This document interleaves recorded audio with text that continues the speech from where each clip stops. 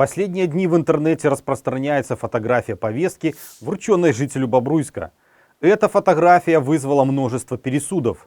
Также нам известно, что такие повестки сейчас точечно вручаются по всей стране. Что важно знать? Первое. Повестка о вручении мобилизационного предписания не говорит о немедленной мобилизации военнообязанного. МОП-предписание вручается каждому военнообязанному, приписанному в одну из комплектуемых команд военного комиссариата. В мобилизационном предписании должен быть указан срок и условия, при которых военнообязанный обязан явиться в военкомат по мобилизации. Второе. Вручение мобилизационных предписаний производится как в мирное, так и в военное время. Если в мобилизационных предписаниях указаны конкретные сроки прибытия в военный комиссариат по мобилизации, это говорит о начале частичной или полной мобилизации в стране. Если же этих сроков нет и речь про то, что ожидаете повестку при мобилизации, это говорит об обновлении учетной документации для повышения мобилизационной готовности вооруженных сил Беларуси. Резюмируя, сейчас нет точных данных о том, что в Беларуси проводится скрытая или открытая мобилизация. Но есть точные данные, что идет корректировка мобилизационных планов и проводятся мероприятия по повышению мобилизационной готовности вооруженных сил. При этом нет никаких гарантий, что люди, которые пришли по повесткам или на сборы, не окажутся призванными по мобилизации в ближайшее время. Во всех городах люди обсуждают мобилизацию и боятся ее, так как больше не доверяют государству и Лукашенко. Все уже привыкли к тому, что если Лукашенко обещает, что чего-то не будет, именно к этому и нужно готовиться.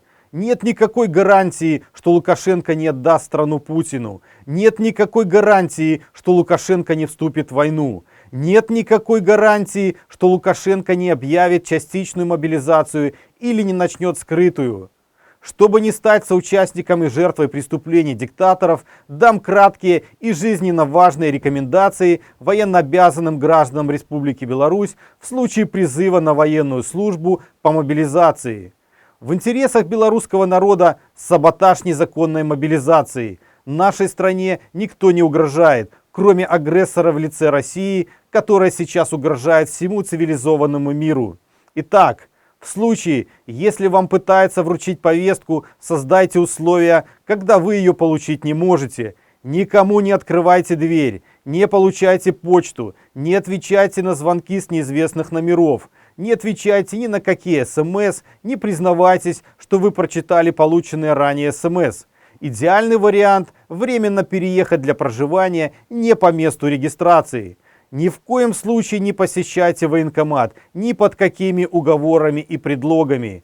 Главный фактор при саботаже – это массовость. Ресурсов для поиска и доставления уклонистов в военкомату режима нет.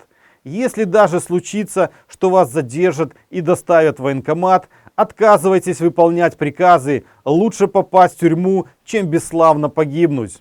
Мы значительно усилили интенсивность подготовки плана Перемога. Записывайтесь в него, обойдите всех своих знакомых и друзей, расскажите им, что происходит, расскажите им, что наша родная Беларусь на грани войны и потери суверенитета, расскажите им, как себя обезопасить. 24 февраля Путин начал полномасштабную войну в Украине. Недавно в России была объявлена мобилизация. А это значит, что Россия терпит поражение в этой войне и своей армии ей уже не хватает. Беларусь – союзное государство с Россией, а значит, в какой-то момент Лукашенко будет вынужден вступить в эту войну, что бы он ни говорил. Не дайте двум диктаторам разрушить ваши семьи, готовьтесь отстаивать свое будущее. Вместе с вами готовимся и мы. Живе Беларусь!